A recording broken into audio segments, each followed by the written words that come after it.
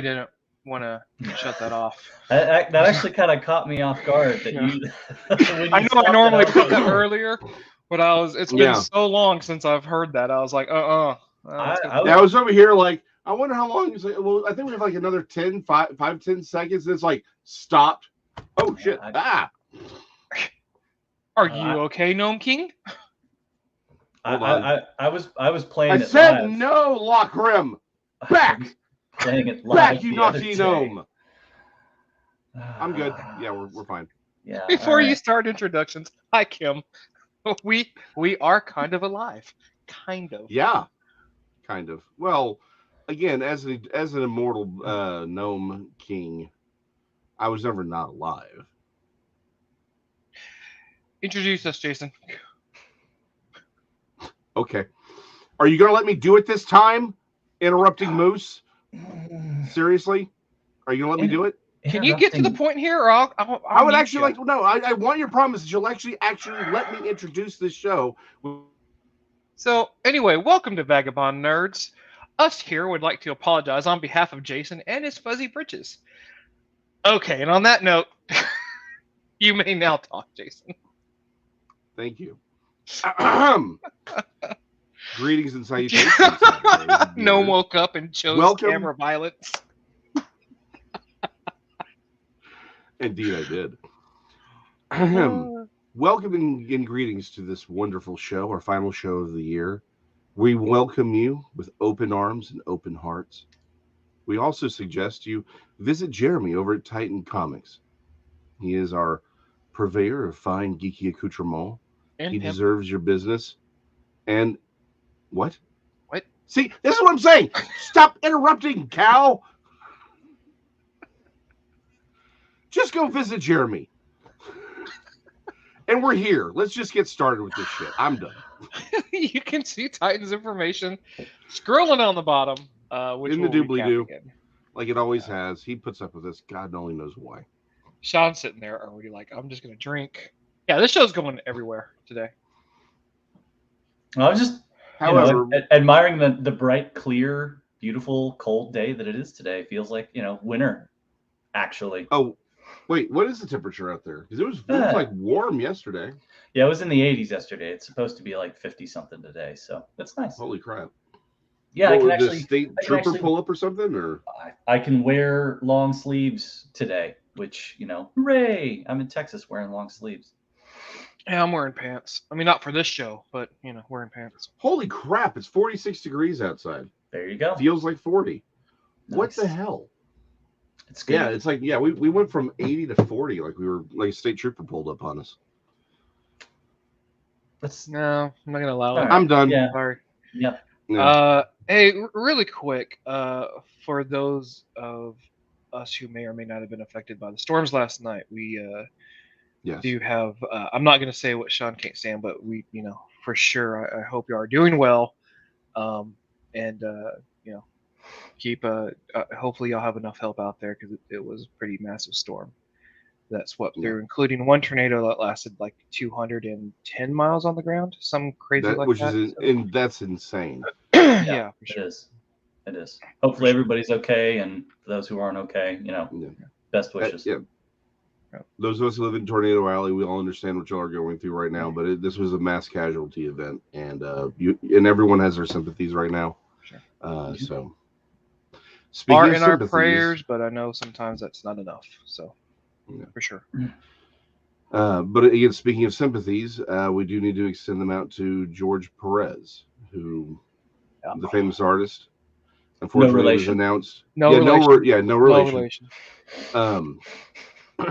And for those of you who have not heard, he announced this week that he has an inoperable and terminal cancer. It's pancreatic cancer, I believe, right? Who is George Perez for the uninitiated there, Gnome King? George Perez. Elf1? George Perez was probably one of the most influential artists growing up. We're talking 70s, 80s, 90s, when they actually did and looked at doing a Justice League versus Avengers crossover for the first time. They looked no further than George Perez. And yeah, he was first on the list. You're talking about someone who Teen designed Titans. Teen Titans, yep, during their Mm. influential runs, and I mean, it's just we've actually had the privilege, Jason and I, to have met him multiple times, and each time, I mean, just an absolute gentleman. Was as nice as could possibly be. Yes.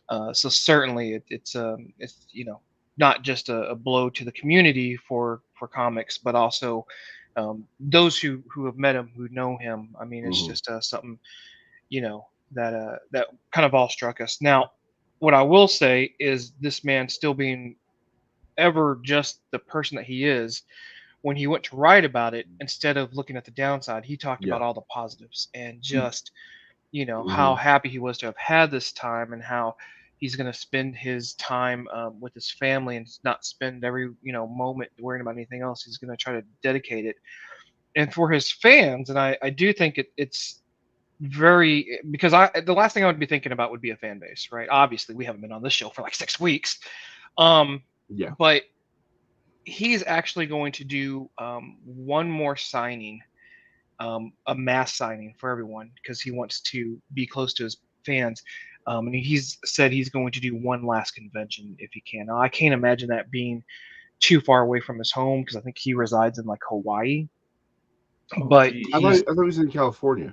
I could be wrong about that, but the last I had heard, he was still in Hawaii. And again, I could be wrong. Well, I'm not stalking the guy, so it could be California. But he's going to do one last convention, and it's all just because he knows how important his.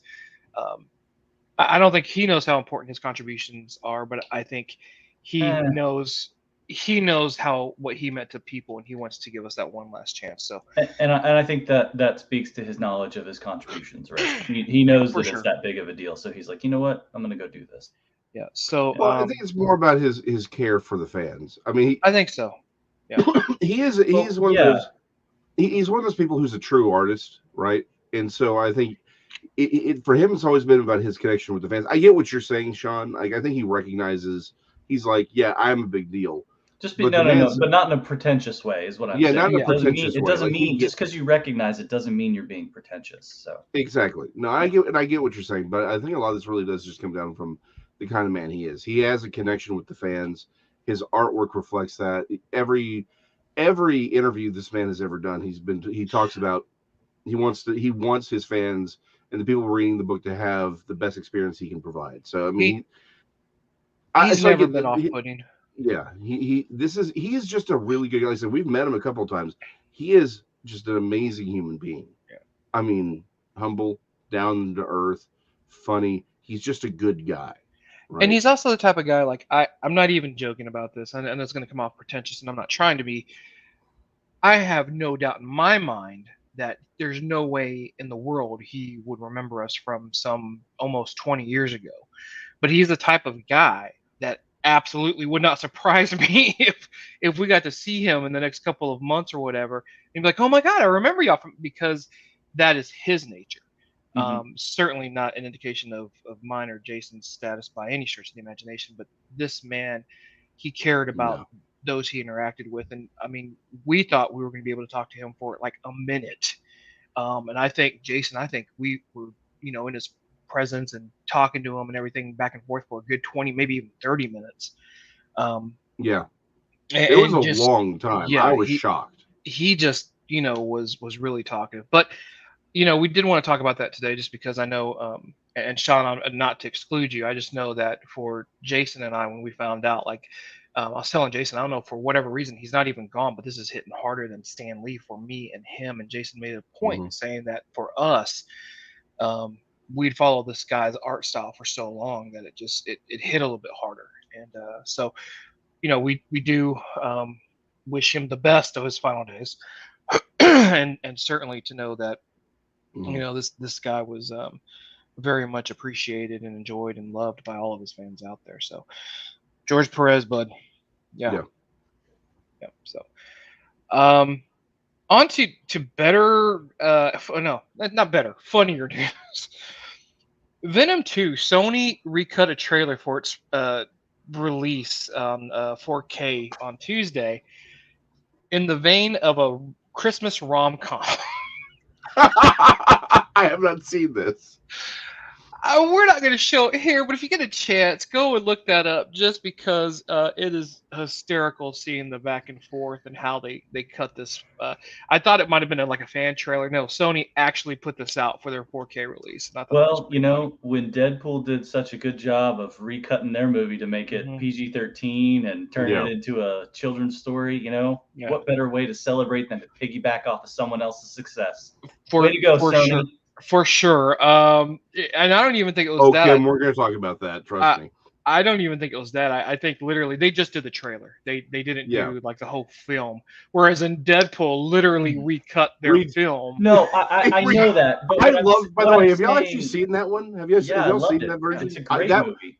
I love that version more than the original. I think because the interplay between him and Fred Savage. Yeah. I can't remember if this is true or not because I don't know. All of my years are completely screwed up now after the last two. Yeah. I think that was one I actually saw in the theater, but I could be wrong about that. So.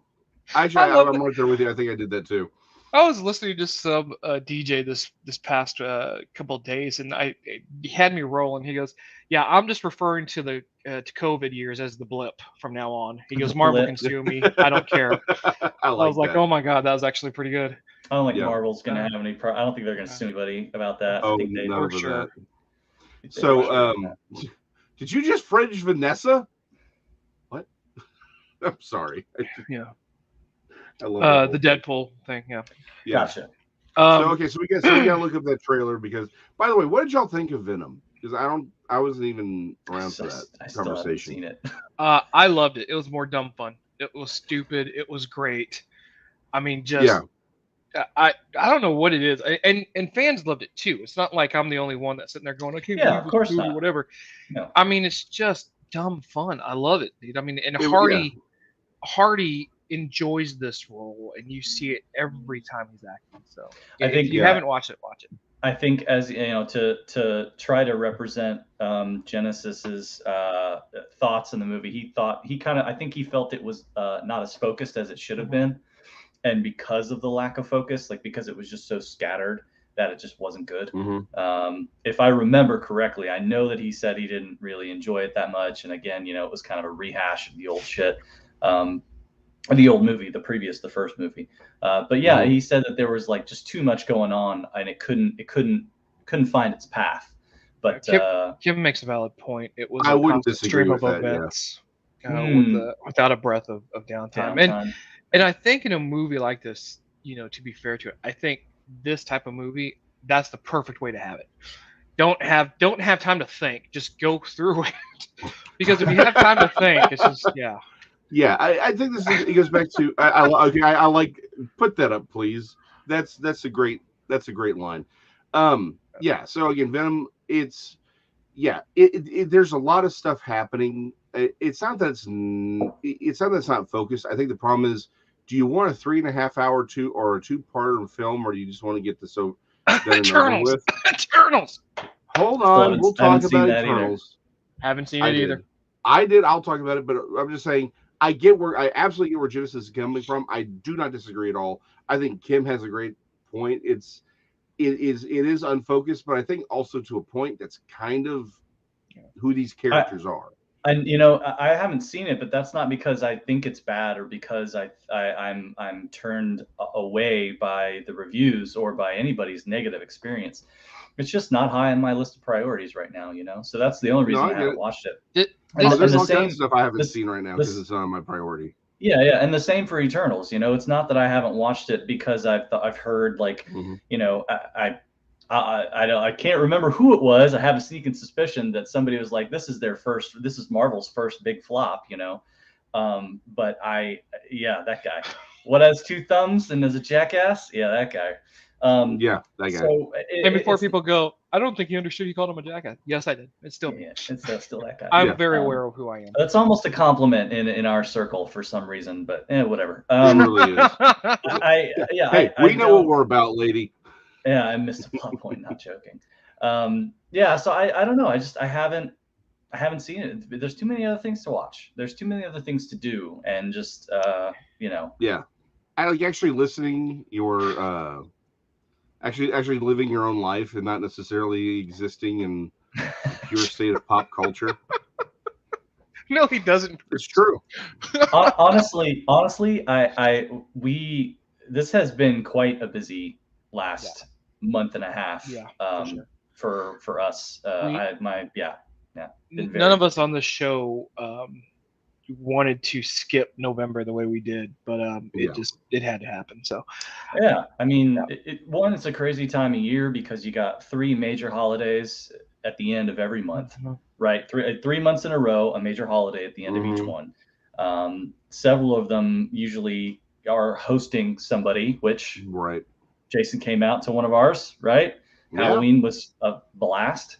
It was. And those burgers were on point, by the way, sir. I know I've said it before, but I will say it again. It was on point. Absolutely. I appreciate that. And then, Thanksgiving, all that good stuff. So, yeah. And then, Jason had the great sickness of 2021. So, lots of good stuff.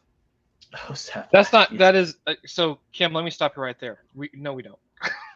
It was just unfortunate. That is pretty much true. We don't really have lives. And besides, I'm trying to run a gnome empire here. Do you know how much time that takes? I still have to have a day job because it doesn't pay. I do this for the love of the gnomes.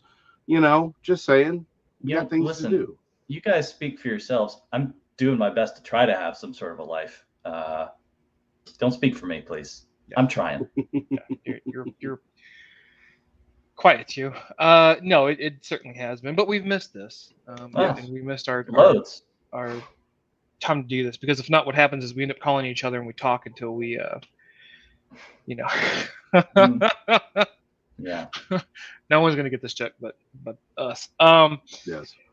But yeah, so it's definitely been it's been fun. I will tell you the movie that I loved seeing in theaters in November, and I'm not gonna say I did not shed man tears, because I absolutely did, was Ghostbusters Afterlife. Yes.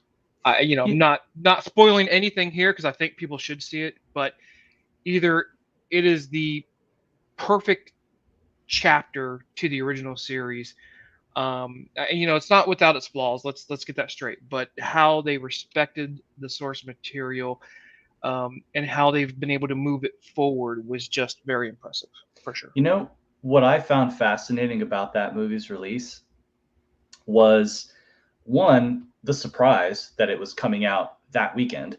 I just was out of the know. I had no idea it was coming until, I think, Ray, you texted me and you were like, I'm going to go see, Ghostbusters today. And I was just like, oh crap, is that already out? I was like, holy shit, And then also how little I heard about it once it was out. I good or bad, neither. I didn't hear anything. I didn't hear any positives. I didn't hear any negatives. I didn't hear anything. All I knew was that it was out that weekend, and then I didn't hear a damn word. Well, it's certainly made money. It's certainly, again, it is when you talk about love letters being, or movies being love letters to what came before, this certainly fits that profile. Don, did you bring some for the rest of us?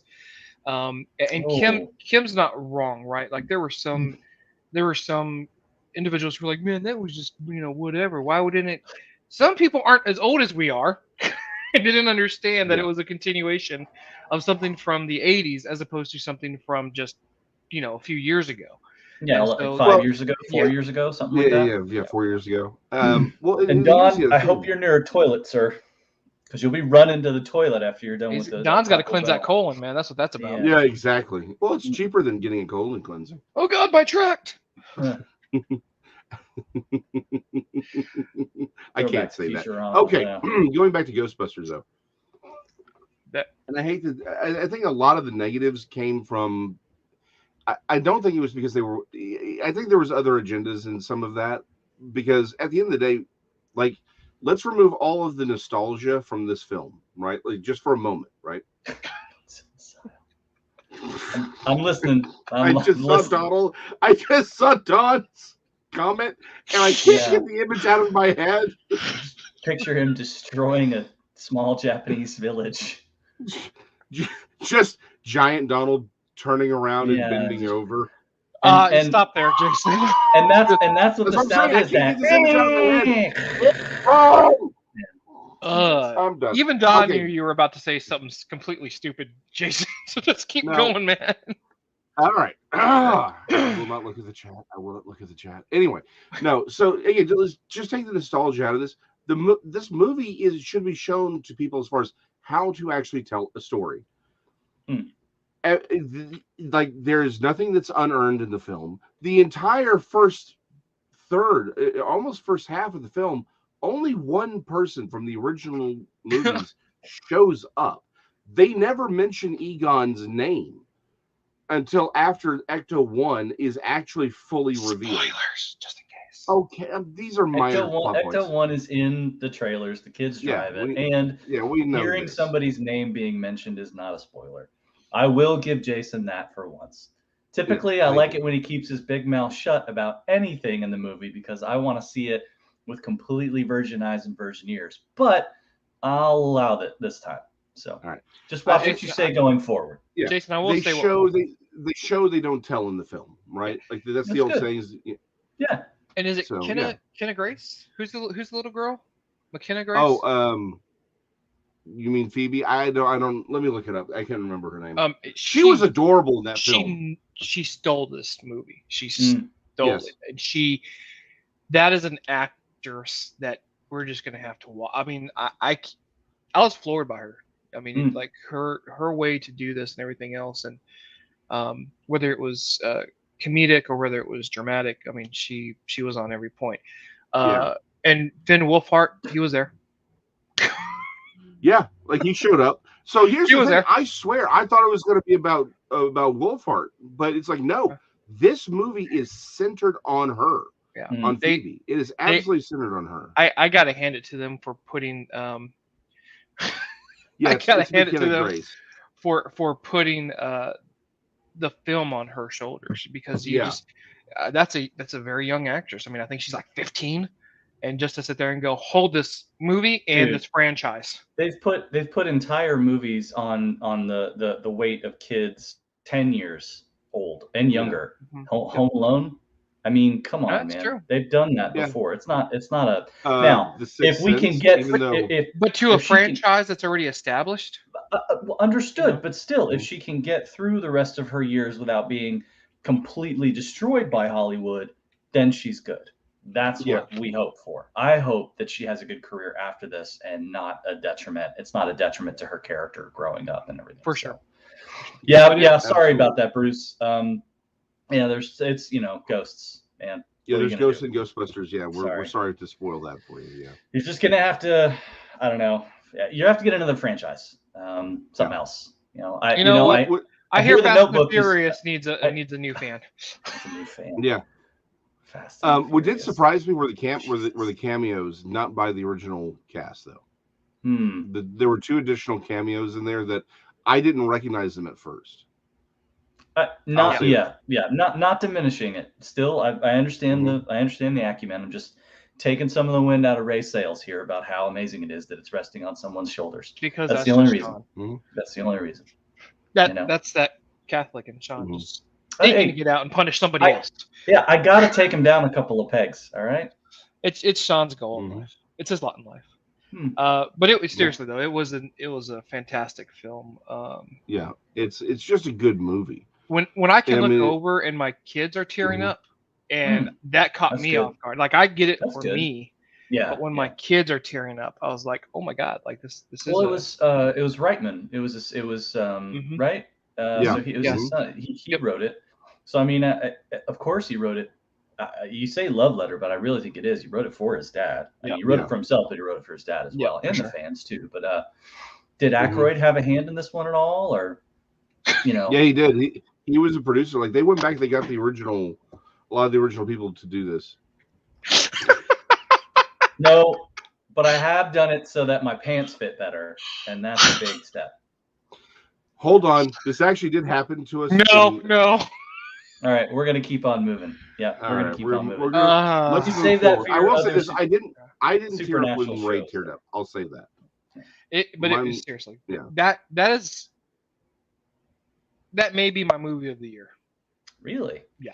Oh, I agree. No, Yeah, I completely agree. think it is. And I liked it. Like, let me say this: I liked Eternals. I mean, I thought it was the best Marvel movie of the last. I love how he says, let me last. say this. Like no one else liked it, but I liked Eternals. Jason's Yeah. like, I even liked Eternals. You know, it's like But no, good. this was absolute. Well, it's this or Free Guy. The way you say that, you're like, listen, I a person not of the Scottish faith or race enjoy haggis. You know, I gotta say, it's good. I like haggis. That's how you Haggis delivered. is good for it. It keeps a boy growing strong. That's how you delivered your Eternals. Just saying.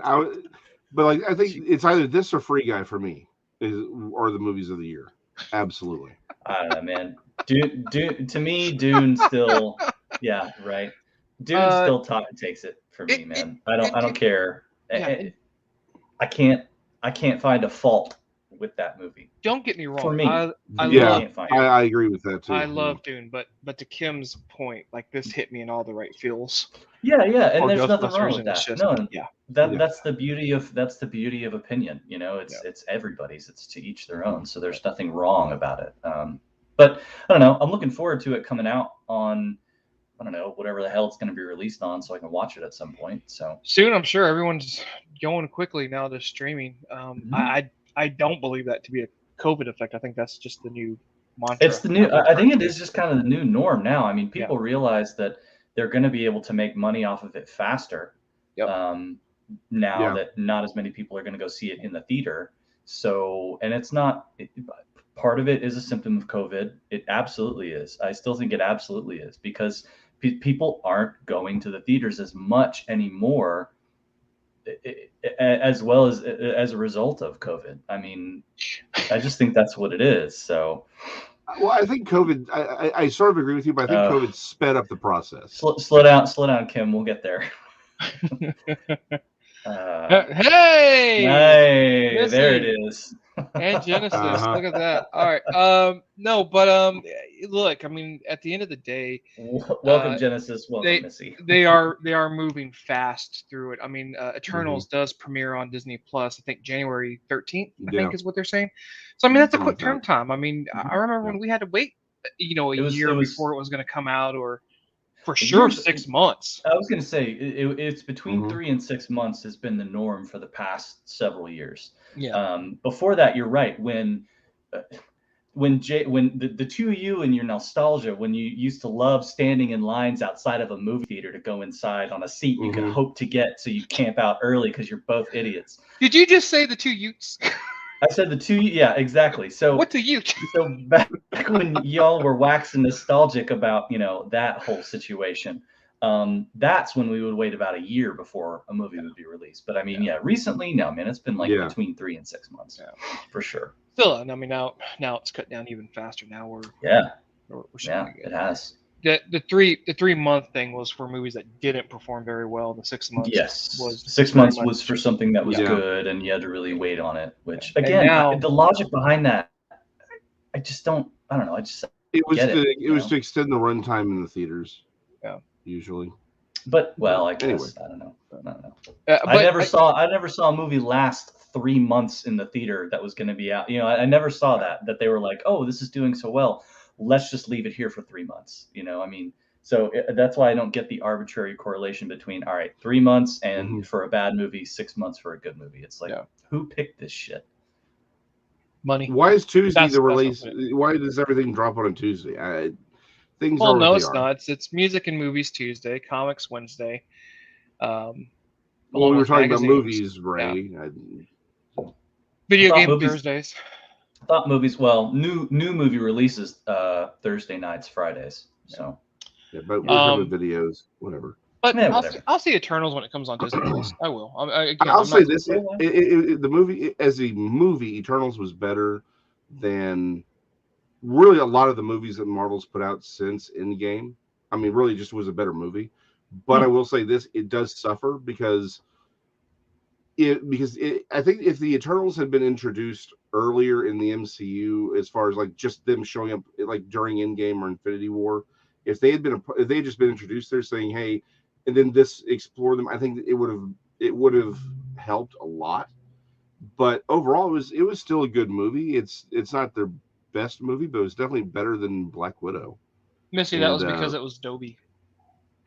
Yeah, it was good. Like, I mean, it really was. I'll say this: I never cared about Black Knight like as a character.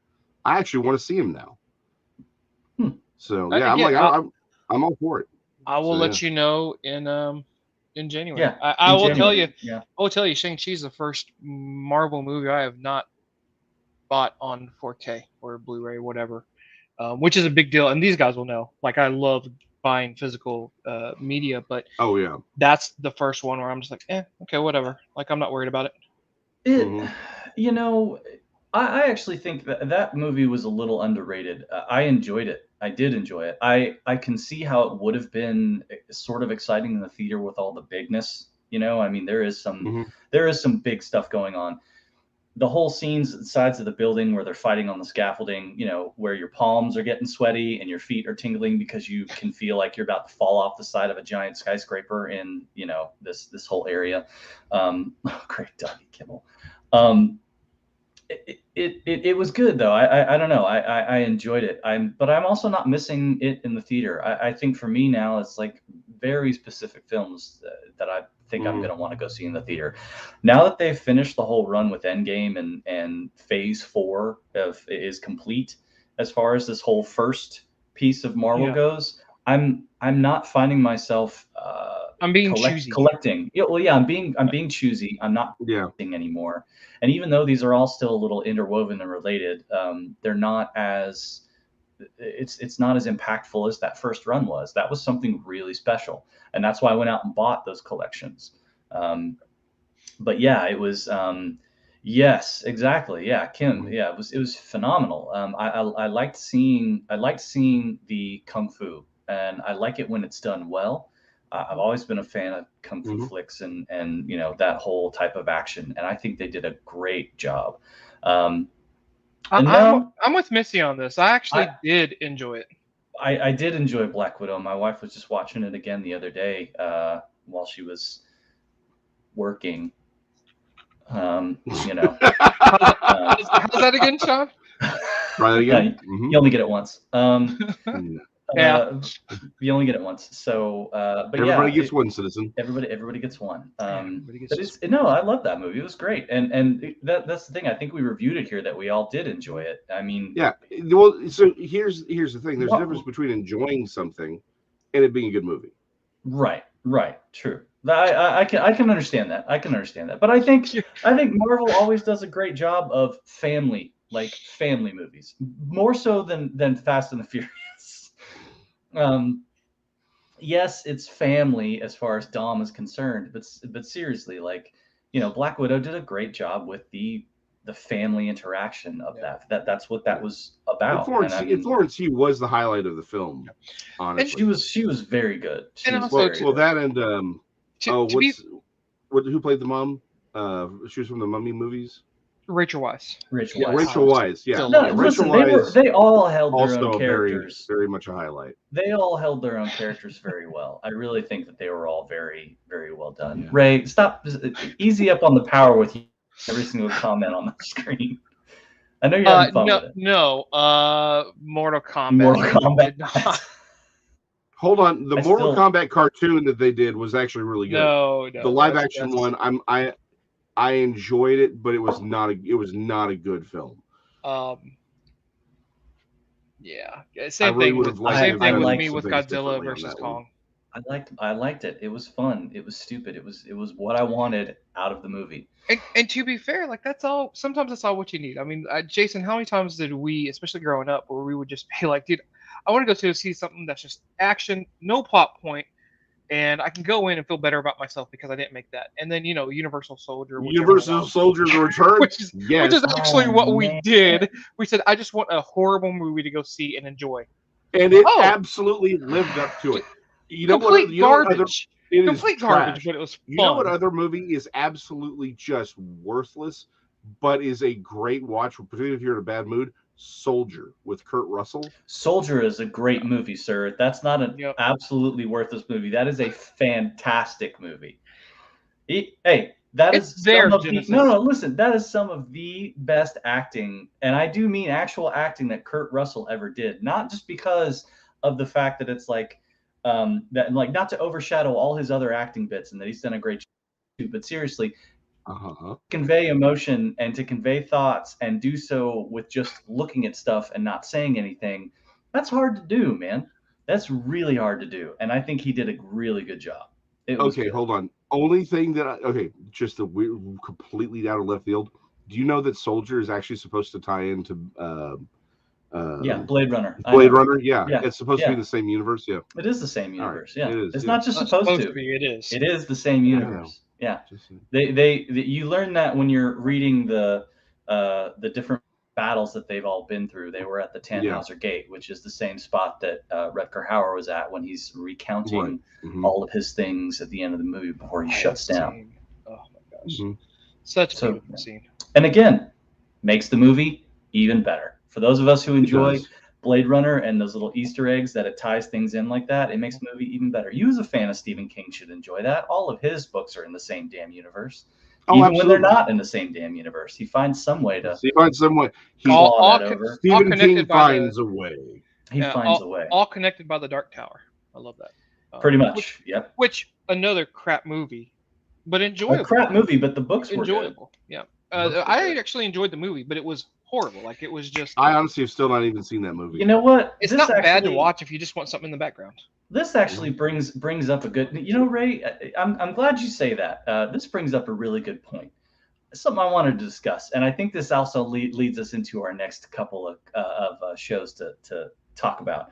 So, whenever somebody thinks they can do better than the source material they're handed. Now, I know where we're going with this one. I will be fair and say this, right? I would like to start off and say that it's not always a bad thing to improve upon source material, okay? I'll start off with one that probably nobody realized. Die Hard is a book, a French book, about some dude and some detective in his later years who goes to some sort of building. It's like not an aquarium, but it's some sightseeing building with him and his daughter.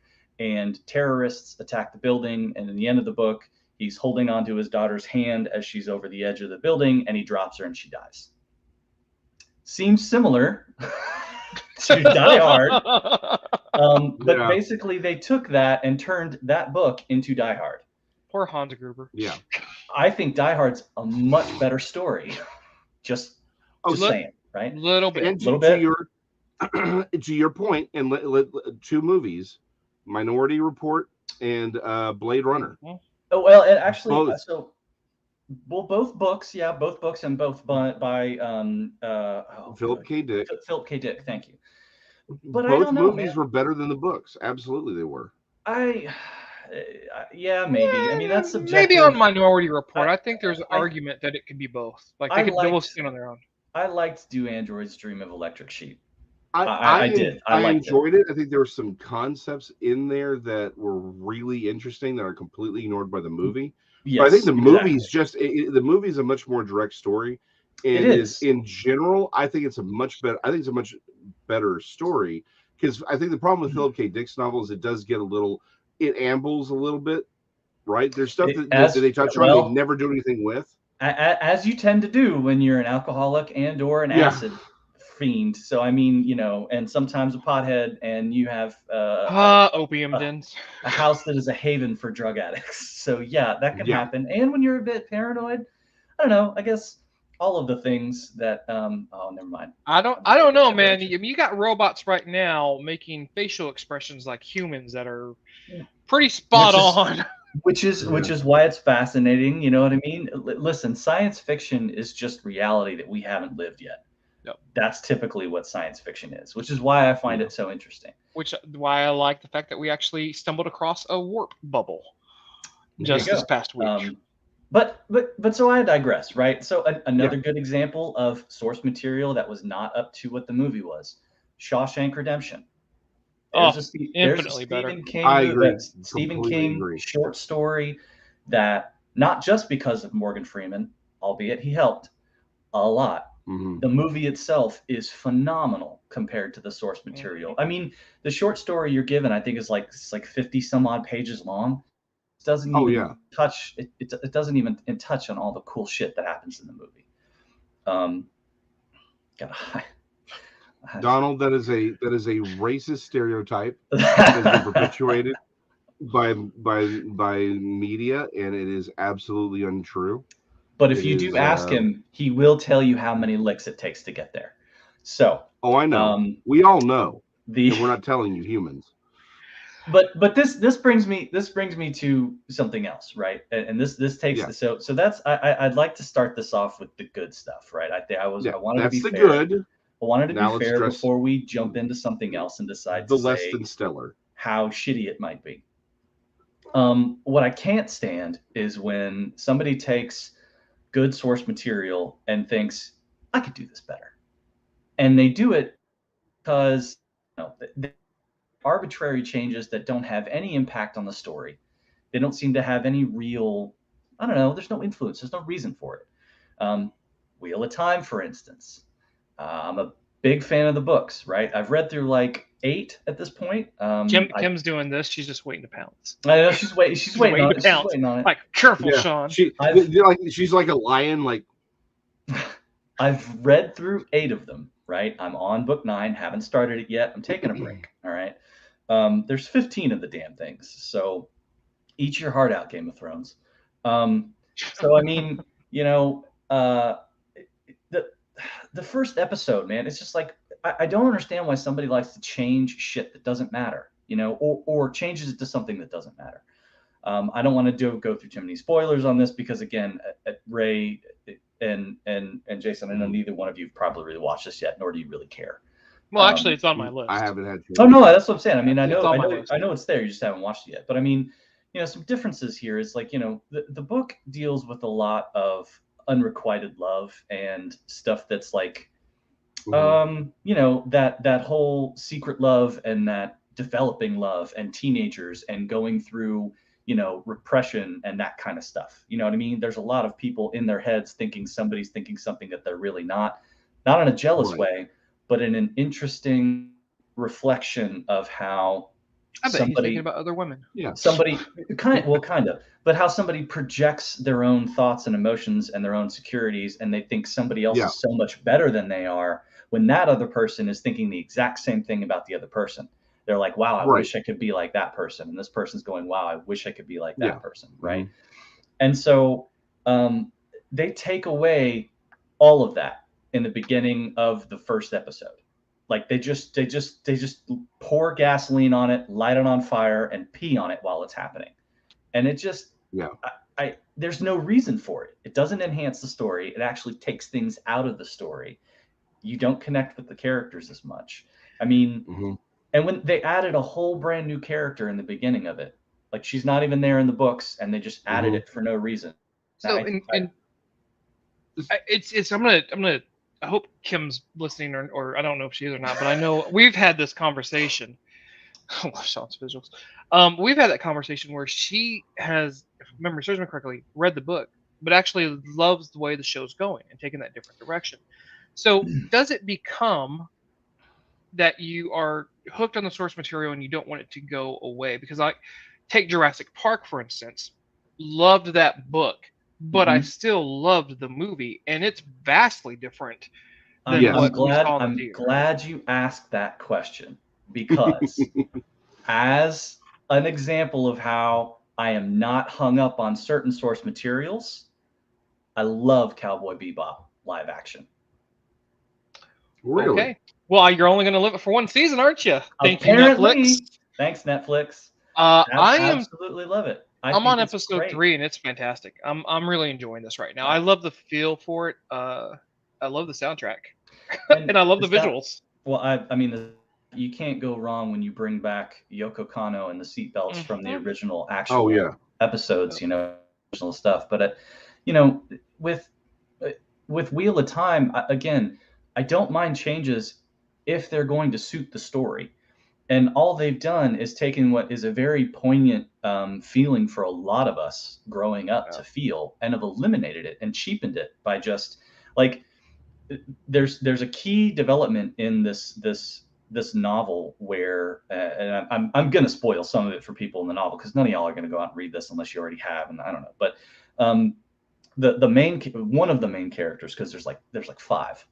One of the main characters and the other main character, the two of them are teenagers growing up in this little village, and they're not. It's a coming of age story. They're growing up. They both have secret love for each other, but it's like it's a known love, but it's a secret love, but it's a known love, and everybody's quiet about it. And it's that sideways glances at the lunch table in middle school. Do you know what I mean? It's that type of thing, and we've all felt that. We've all had that growing up, so you connect with it. Well, in the series, they're just like, no, let's make them having sex already. And I mean, you just completely wipe out the entire development of this story and this love and this growth by going, nah. It took me a second to get that one. That's not, yeah, I don't know. I knew the entendre, but I had to find it there for a second. I'm like, oh, okay. They demolish just some really good character work right up front. And they're like, oh, you know what, this rainforest is beautiful. Let's chop it down. It's just, it sucks, and that's what pisses me off. Now, the later episodes, though, I will say, because I know that Ray, you mentioned, you were like, but Sean, da-da-da-da-da. The later episodes are getting better. We just watched one that released on Thursday, and they're good, and they're still following that source material, which is why I'm so thrown off by this. They're still hanging on to a lot of this really good material from the books. I mean, there are direct conversations from the book that are happening in the show, like word for word. So I know for a fact that they're still following along with it, which to me is, I think, why it blows my mind even more so that they would take that path with the characters on the initial start. You know what I mean? So to Sean's point, I stumbled across someone just talking about this accidentally, and they made sort of the same point, that there was a point, like one of the characters, like there's this, again, I haven't seen it, I haven't read the books, but like one of the characters is like, it's some sort of like hazing ritual where they're throwing people into the water or something, and this and his whole point was this character would never have done that in the books, right? He's like, she would have absolutely been opposed to the whole thing, and she's leading it, she's a part of it, and his whole point is that it radically alters her character. It does. So I think, and you're absolutely right. You're absolutely right. Yeah, it's the. So I think to your point is there are changes. So okay, let me agree with you by showing let me agree with you to a point by bringing something that actually seems like it's a radical, like I'm opposing you. Mm-hmm. Warrior Nun Ariella, or Warrior Nun, right? Ben, right? We know Ben on the show. Yep. We love Ben. We know Ben. We talked about him, and he knows that they made some changes. Yep, I know. Yep. Yeah, the Netflix show is radically different from the comic in every radically different. Radically different. Yes, but it works really well. Right. So, because ultimately they don't alter the characters. It's like there's always an interpretation you're going to make going from comics or anime to live action, right? Right. But they don't. But it's like, as far as who the characters are, why you appreciate them, why you fell in love with them in the first place, that remains true. Right. It's like the 1989 Batman. 1989 Batman is not the Batman from the comics. Nothing, but it works really, really well. To your point, it's like, you're okay with there being changes and modifications so long as it actually serves the plot and it retains those things that you liked about the characters to begin with. It's like, are these changes designed to make the characters truer and tell that story, or are you just making changes because you have some sort of reason you just want to change these characters? And that's exactly my point. There is a time and a place for changes to further suit the story in delivery in a movie or show visual format. Mm-hmm. Not everything you read in a book is going to translate perfectly well to the screen. But that type of, not unrequited love, but that budding love, that teenage love, that does still translate to the screen. Like, it does. We've seen it time and time again in tons of movies and tons of shows. It's there. It happens. It's easy to see. It's easy to watch. It's easy to relate to. If you make a change that's going to improve something or it's going to further a plot line or get, you know, more developed down the road, I get it. If it works, it makes sense. These are just arbitrary changes they've done that don't really seem to suit any reason. Like, there was no reason to have the two of them already, you know, having a physical relationship at this point. There's no reason for that. Kim mentioned it earlier. The show has a character who was not married at the time. He's supposed to be a teenager, just like all the rest of them, but he's married in the show. And his reasons for what he does, those occur over time because he's a peaceful person. He doesn't want to be. He's a, you know, I mean, he's Greenpeace. You know what I mean? He's not a fighter. He's barely a defender. He doesn't want to have to fight anybody. And that was a big part of development for his character. Yeah, they took that idea and changed it into something completely different. I mean, they just did away with it. All of these reasons that these people have, they're relatable, they're understandable. There's no reason to change them. They can still be told in a visual format. They still suit the story in a movie style delivery. They're just changing shit, in my opinion, to make it feel like it's more modern because people don't want to think deeper about a subject. That's all it is. But is that pandering a book audience versus a television audience? I think there's an expectation, unless you're Ridley Scott, I think there's an expectation that you have to simplify some of that material. And I'm not saying it always works. I'm not saying it always doesn't work. You know, is it that we get to a point where we love something so much we just don't want to see it tampered with? And I mean, certainly I was guilty of that with Terminator. Whatever the last one was, Dark Genesis or something like that. Dark Genesis of Judgment Day. I don't know what it was called. Yeah, exactly. Dark Genesis of Judgment Future. But is that just part of that, to where, you know, it's just someone's going, you know what, I can do this, and the story actually isn't bad. It's just not what we want, and I think there's room for that too. Okay, so hold on. Let me agree with you, but then also disagree to a point. When you have something that's established, right? Hold on. I get what you're saying, right? I agree that sometimes you do need to simplify. You need to bring new things to an idea. However, I think if you're starting with something that's established, let's go back to the Ghostbusters franchise. You're starting with something that's established.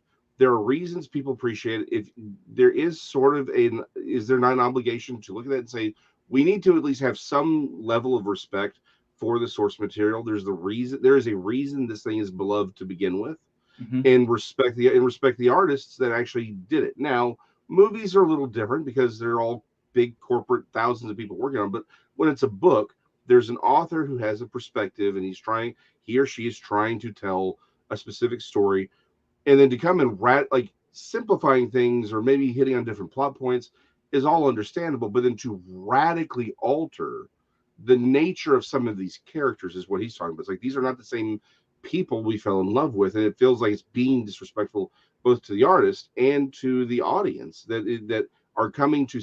It's like, the reason you're doing this, the Wheel of Time, and not elves and ladies fighting in the woods part 12, is because you want that audience. And to his point, that's kind of like the biggest example is the character Perrin, who is married in the first episode. His marriage in the books and stories is a bigger thing when it happens like 3 to 4 books later. And I'm talking, 600-page books, like 5 to 600 page books. These aren't like paperback tiny little novels. A lot of these could be really, really long and very in depth.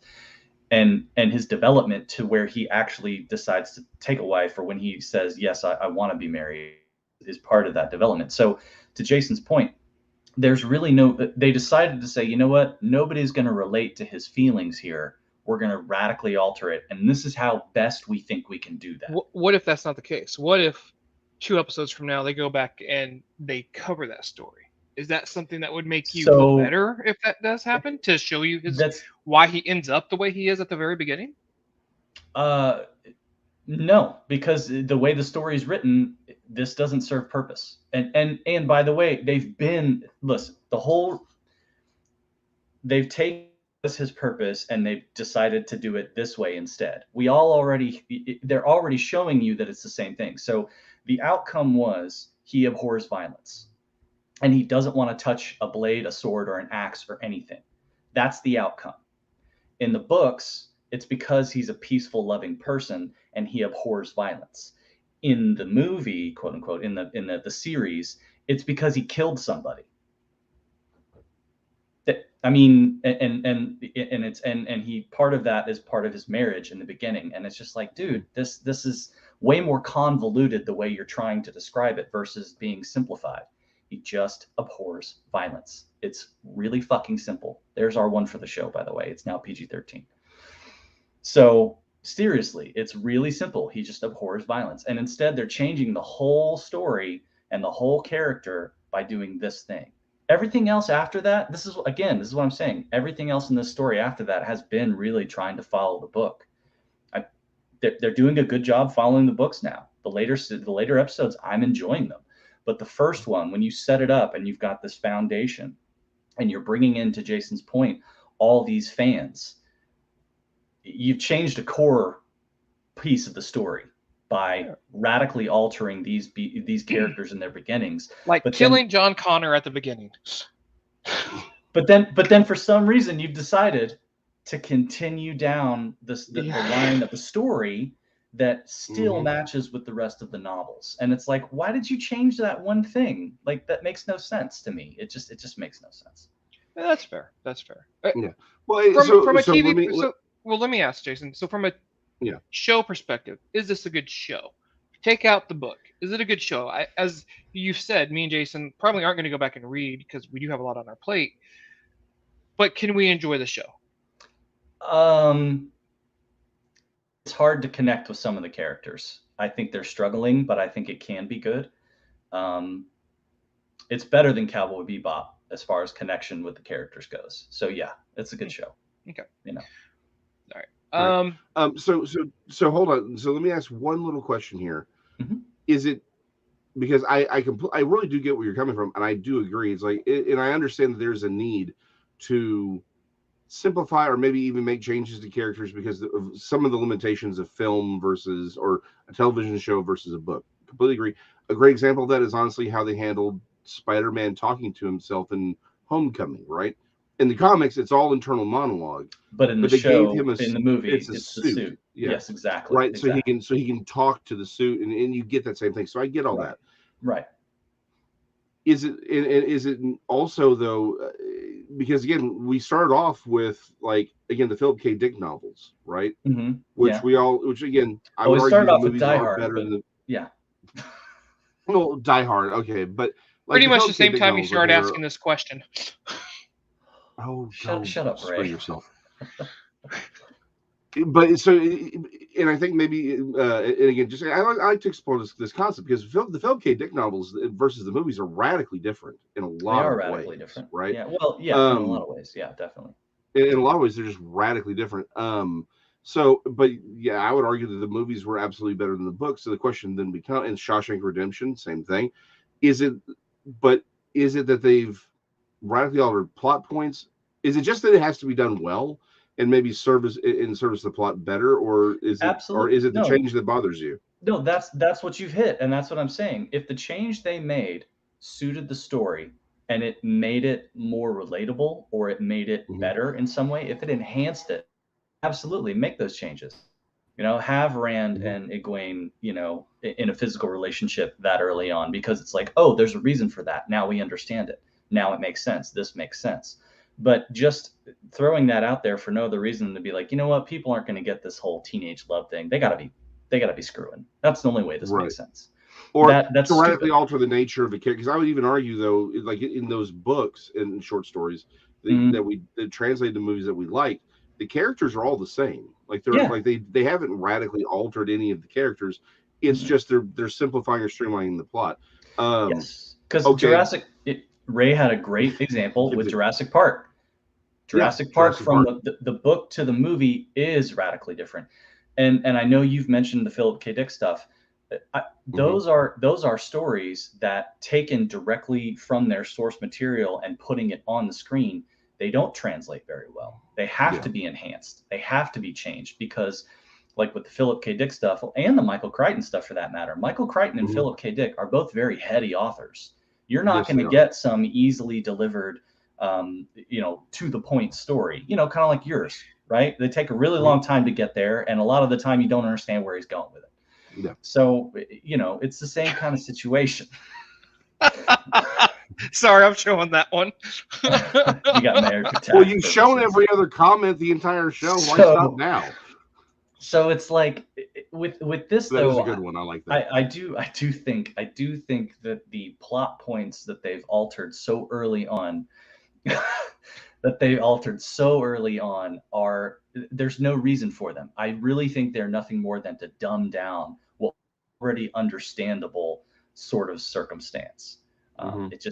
It doesn't make any sense. Now with the Cowboy Bebop thing, I know that's been canceled, and I know a lot of people and some of my friends already who are like, I'm not a fan of this, or I didn't like it that much. For me, it's an anime turned live action, and that one, I'm really most of the time against that. I mean, y'all both know that. I'm a huge proponent of stop messing with things I love, Disney. And so it's along the same lines, does right? Disney own Netflix? Not yet. No, not yet. Okay, I'm talking about all their Jungle Book and everything. Well, it's been 8 hours. Disney might have bought something else. They may have bought something else. That's true. But although the Jungle Book, I have to admit, was really good. No, well, with Aladdin sucked. Aladdin was terrible. Keep going, Sean. With Cowboy Bebop, the spirit is still there. Yeah. Mm-hmm. The characters are still the same characters. They don't alter them very much, right? They're mostly the same people. They're showing a lot of extra stuff that was never part. Please continue, Sean. It's hard. You know what, Missy? Go for it. Do it. I mean, what? Yeah, that's what Sean's doing now. You're good. It's afternoon. Do it up. I've already finished my first one. So, the story is more expansive and gives you more background into the other characters, right? And it's a different telling of the same story. It's not trying to be the source material. It's trying to be something different. And I think that's a very key, like 20 by now. It hasn't been that bad. Come on, Missy. It's different. And I think that's a very big, determining factor in whether or not, if you take the story and you change it from the get-go, even if you still keep the characters the same and you follow along that line of their core values, but you change the story in such a way that you're telling it yourself. Seventh Fleet. Source material. That's another good one. Yeah, that's good. I think what we're seeing though is, I will tell you flat out, you are the first person that I know who's a fan of the source material and a fan of the Cowboy Bebop live action. I agree with. I'm right there with you. I haven't seen it. I don't have Netflix at the moment. So I'm enjoying it right now. I'm enjoying it. It's a great story. I think our fan base is quickly becoming more toxic than what it needs to be, and I don't remember this when we were growing up through the fan base and had the conventions early on. It was, you could be okay without starting a nerd fight, and I think some comedians have taken some really good approaches to it by saying, you can tell that the internet has made people soft for their opinions and not being able to get punched in the mouth for it. I was going to say, I think nerd fights were just as common, but they were happening individually in the places they occurred. They weren't online for everybody to join in. So it was very different. Right. Although I will say this, hold on, because I agree with you on this. We all agree there is a toxic aspect to all of this. It's just uncompletely. Again, we talk about this all the time, and it's completely unnecessary. However, the numbers that Netflix did release on Cowboy Bebop shows that a bunch of people watched like the first 1 or 2 episodes, and then we're like, yeah, we're out. Now, when you're talking about millions of people doing this is not necessarily Cowboy Bebop fans who are seeing this and going, I'm out. Genesis. And there's a lot of normal people who are watching this and being like, yeah, I'm out. So again, I haven't seen it. I really do want to watch it. I love Cowboy Bebop. The graphics look amazing. I kind of want to. I just want to watch it. I have, however, seen where they introduced Radical Edward. That is Haven't gotten there yet. So just okay. And here's my thing. I'm gonna stop. You I'm can just saying, have that's out there. That hurt. You can have your opinion, but that doesn't necessarily mean it's bad to the general audience. And I guess that's kind of where I'm coming from. Oh no, the general audience is saying they don't like it. But is it really the general audience, or is it just again a toxic fan base that builds up? It could be, man. It really could be. The most toxic fan base I think I'd ever seen. It wasn't done toxically, but come on, the comic book fans. Yeah, it is now. Check the Perez dictionary. Part of the Perez dictionary for sure now. Yeah. But when you can sit there and you can shame a studio or pressure a studio to change and finish the movie that a director started and put it out that's actually 75% different than what we saw, do we have too much power at some point to do this? I mean, like, is it that way? Is it that just a small amount of people just, crapped all over Cowboy Bebop and that's what we saw? I don't know. Listen, the thing is, I'm going to keep watching the Wheel of Time. Not for Cowboy Bebop anyway. I'm going to keep watching the Wheel of Time. I'm going to enjoy it. I'm going to watch Bebop and I'm going to enjoy it because I am enjoying it. It doesn't change anything. And it doesn't mean I'd shit on anybody who's going to, it's like, that's the thing is I still have my hangups about this. That doesn't mean I'm not enjoying or trying to enjoy. You're not a stickler about the source material? I'm not a stickler about the source material. If only you could watch Cowboy Bebop. Unless it doesn't serve. If only I could watch the original Cowboy Bebop and really get engaged in the source material. We have the money. You could actually do that if you wanted to. It's on Netflix right now. It's on Hulu as well. I rewatched Cowboy Bebop like a couple of months ago because I really love the source material. It's important to appreciate the source material. It's important to appreciate of Cowboy Bebop, for instance. As long as they don't mess with Samurai Champloo, I think I'm fine. Wow, that was okay. You didn't like the source material for Samurai Champloo? Okay, we've glued to this joke. Well, Missy's drunk now. Are we watching Kim's Hawkeye? Passed out. I am. Yeah, actually. Is Hawkeye not just a really good show? I'm only 2 episodes in on Hawkeye, unfortunately. It's good. But I loved what I saw. It's absolutely. Good. Great chemistry between the two of them. Yes, for sure. They've got good on, and very good. Very good. Yeah, I liked I like the LARP little bit. Yeah. It did. I love the fact that he's got a hearing aid. Yes. Oh, bringing some realism into the show. Uh-huh. Yeah, that's good. That is good. Yeah. And that's exactly right, because I love how it was like, well, why do you think he's losing his hearing? And they start showing you all the explosions, and it's like, yeah, that makes sense. Like it's such a logical point. Mm-hmm. And it was it's like, yeah, we're not really sure. It's just all the crap that's happened to him. And I love the fact that he's like, I just want to have Christmas with my family, but he's like, he's just too. He recognizes, like, I made a mistake. I got to fix this mistake. Someone's going to pay for what I did, and he doesn't want her to be hurt. I love that entire idea where he's like, okay, let's clean this mess up. It's atonement. Yeah. Like any good Catholic Christmas story. Well, and he's also got some PTSD in the first couple episodes. Oh, absolutely. Like you can tell he's really distraught. You can tell in the opening sequence with the whole play and everything. It's very what it is, and I love the fact that you're getting a lot of for her character. You get all of her backstory in the opening sequence, the credit sequences. I love that they did that instead of having to focus on what she's doing, how she got all this. The whole time that was going on, the very first time it was happening, I'm in my head going, we need a montage. Just the whole time. And great use of a montage. They did a good job of it. It was very good. Yeah, for sure. And I like there's a reason for it. Like, it's like during the Battle of New York, she actually sees Hawkeye. Yes. In action. Explanation of her character is very well done. Very well. It's like within 5 minutes, we know who this girl is, why she wants to be this kind of hero. And like you said, we get that training montage with the opening sequence. And then, boom, we reintroduced to her, and she's doing the whole that bell tower was. I loved that. Shut up, Genesis. That was good. Yeah, it was really very cool. And you get to see it from. I like that they also touch. So you see it from her perspective, and then he touches on it again from his perspective later. Like they recap that. Yeah. It's really really cool bringing in that past and seeing it from the innocent bystanders, their point of view. Yeah. I also just love the fact that you're 5 years removed from the snap, and you've already got people going, Thanos is right.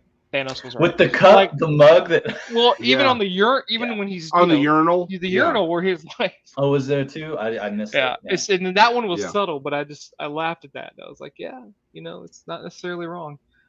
I certainly would have less traffic, but you'd hope. And to a point, a lot of people have pointed out, again, if you watch the Celestials, they kind of hint that maybe the Celestials, the Eternals. Sorry, the Eternals. Yeah.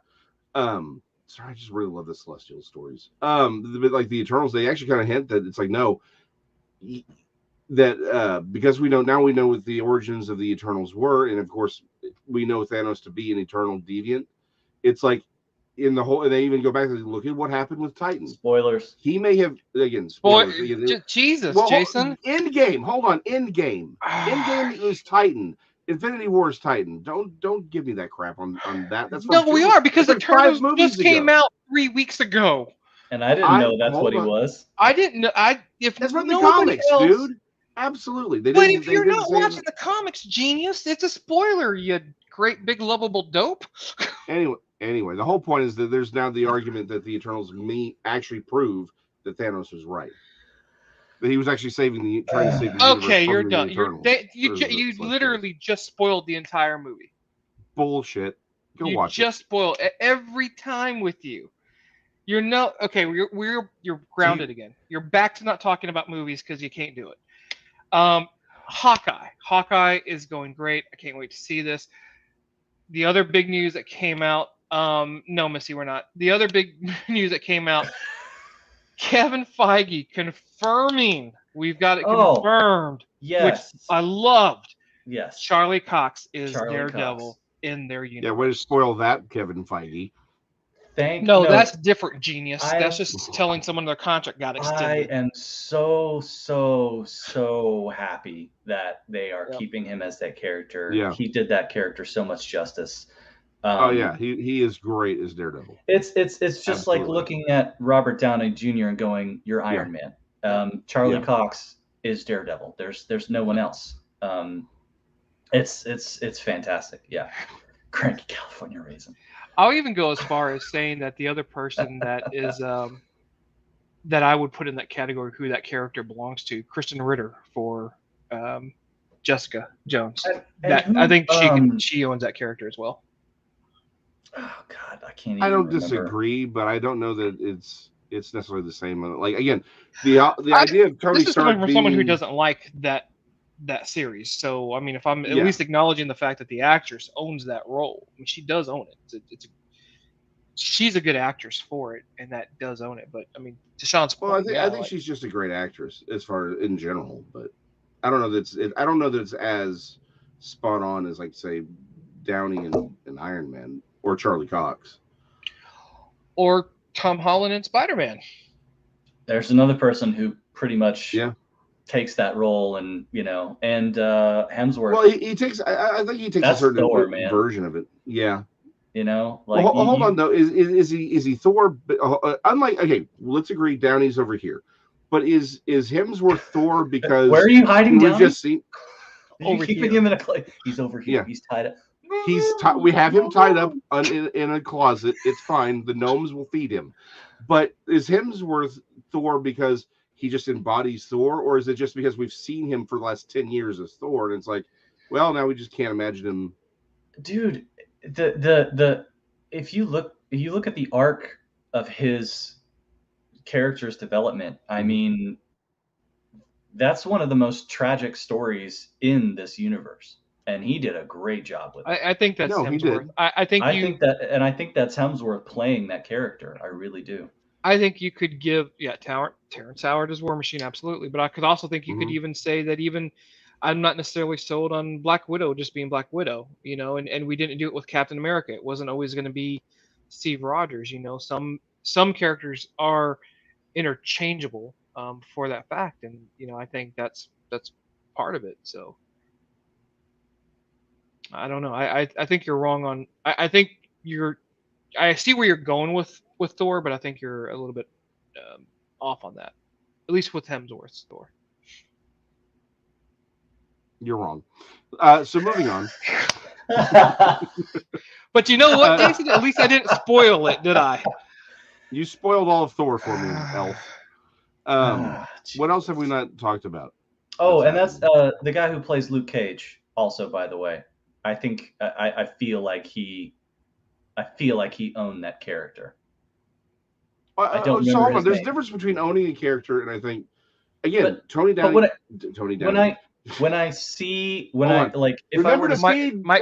to feed Downey, guys. Mike Coulter. If I see somebody else in that role, I don't know that it would carry. I think it would make me feel disjointed. I think it wouldn't allow me to suspend my disbelief. Do you know what I mean? Oh, jeez. So too, Missy?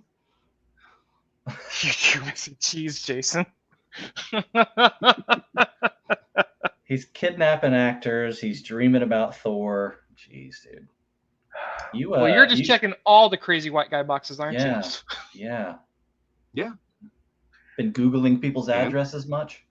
I don't need to. I already have it. I've got gnomes for that, dude. I've got gnomes for that. Where are we going with this? I don't. You had a point. I know. I'm out. Talking, but now I don't know where it was going. Do you want to talk about Dune? Do you want to talk about Dune some more? How wonderful it was. No, we're not going to do that anymore. How true it was to the source material. Missy, there's so many which ways I could go with that emoji, and I'm not going to because it would be bad.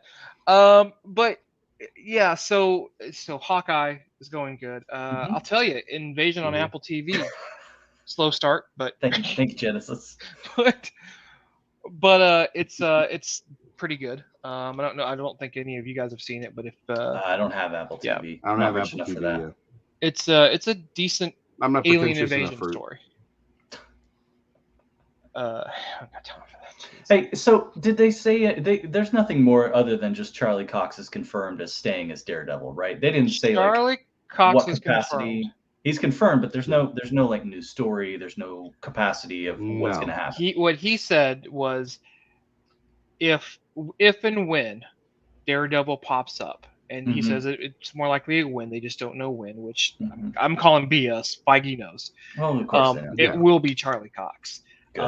And the ongoing persistency of that is that it's going to be the entire cast coming back from. Yeah, I was going to say, I saw Kim's comment earlier about also Kingpin coming back, but I don't know that they've confirmed D'Onofrio for Kingpin. They haven't confirmed it, but D'Onofrio's not going out of his way to hide any of his excitement about certain things. I saw his congratulations to Charlie Cox about it, and him saying, so happy for him because he really did put it all, give his all to that character.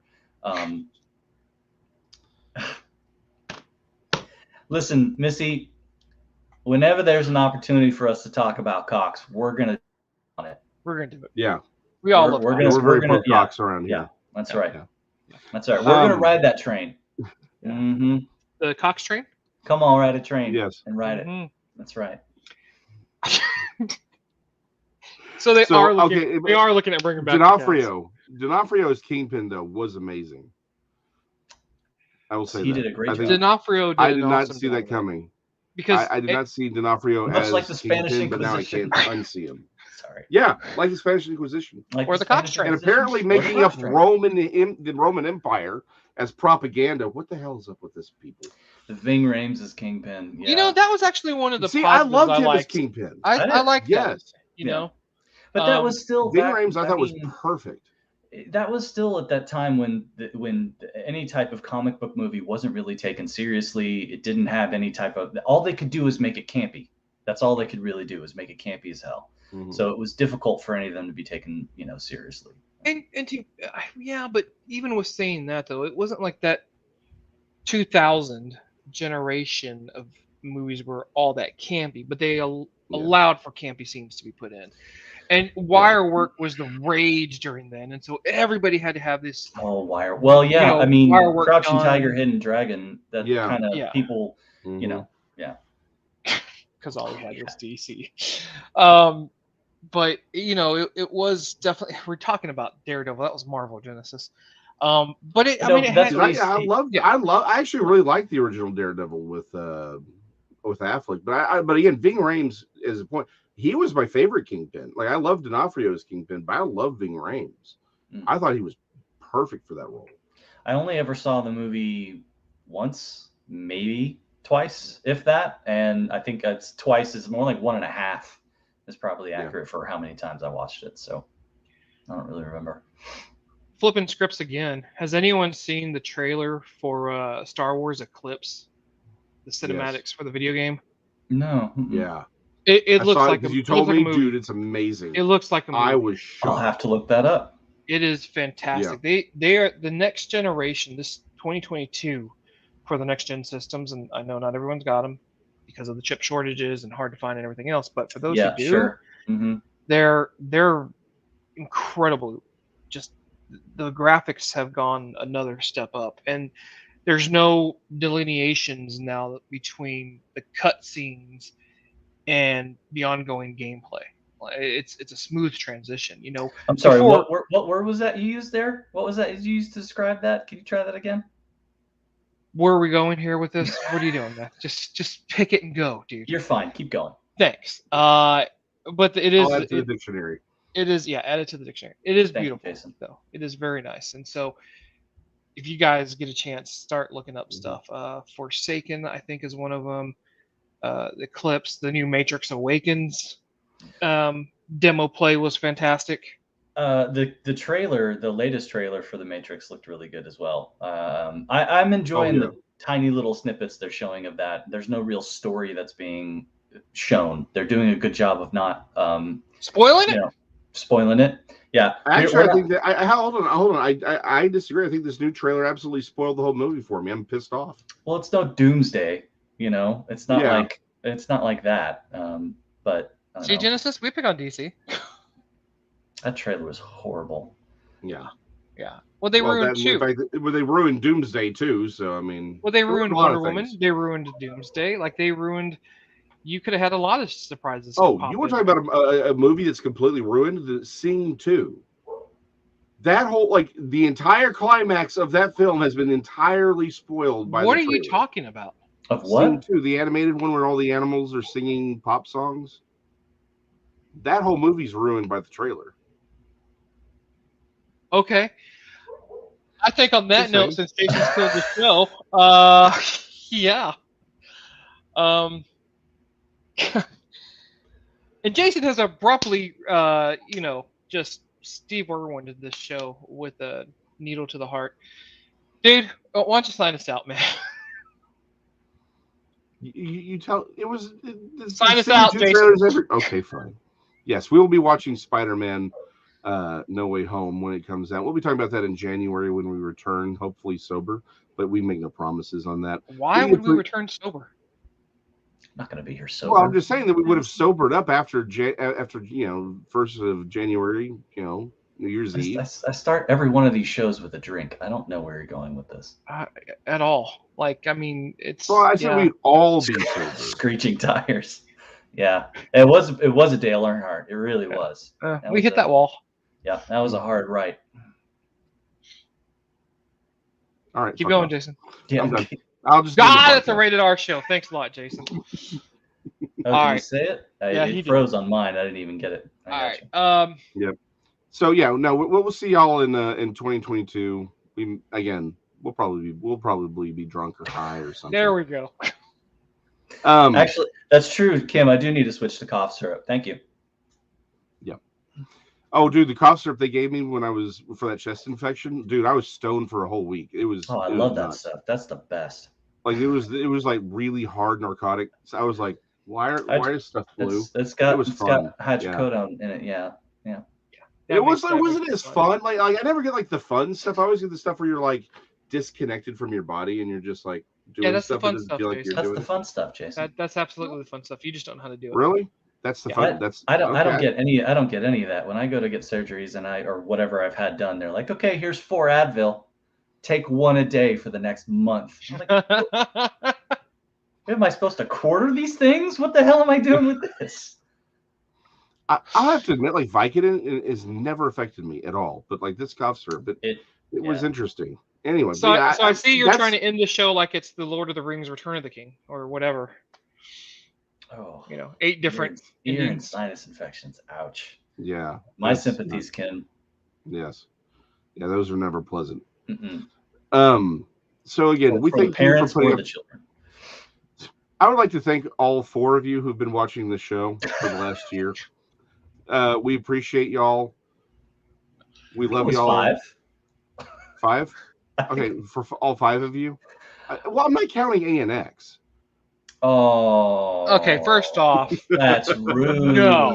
No, that's rude. Genesis, say the word, man. Wow. I'll pop him the next time I see him. Or we'll just have you on instead of him if he's going to keep. That's absolutely all these right. movies. Genesis, you got some room, right? Oh my gosh. Anyway, we love you, Genesis. Anyway, we appreciate all of you. Thank you for putting up with this crap for the last year. Next year we can't promise anything better, but we will be here. Doing so. Wait, wow! I just saw that. You know what? I'm done. Just push the button. Is that a little Kirby emblem? Oh no, that's just a smiley face with a party hat on. Yeah. Good job. Yeah, Genesis already said he'd take over for you. Go see Jeremy at Titan Comics and tell him. Yeah, please do. And tell him why do you do this to us? And it's Christmas. Great Christmas gifts there for sure. Yeah. Actually, he's got a sale going on right now. So yes, he does. September 23rd or 24th. Merry Christmas, Happy Holidays. Catch him online. Kwanzaa, whatever the case may be for you. Be nice to each other. Have great holidays. Help those in need. Help those who just look like they need a hug sometimes. I know it's kind of weird to say during COVID, but even a virtual hug would help, right? Seriously though, be nice, respect each other, respect and Jason, I think I want to hug you later, man. Okay. Sean, yes, I'll do something else later. Hugs. Man, don't touch me. Yeah, we'll virtually hug you. Touch you all over. Thanks. And on that very Christmas note, everyone, we'll see you literally next year. Happy New Year, folks. Happy New Year. Merry Christmas, Happy New Year. Merry Christmas, Happy New Year. Happy Kwanzaa, Merry Hanukkah. Ramadan. Ramadan's good. Ramadan. Yeah. Or did we do Ramadan earlier? Was that the festival? No, I didn't say that one earlier. No, we didn't do that one earlier. Hold on. Merry Christmas, Kwanzaa, Festivus. And Festivus. Okay, Merry Festivus. All right, Festivus we're for out. the rest of us. Yeah. Yep.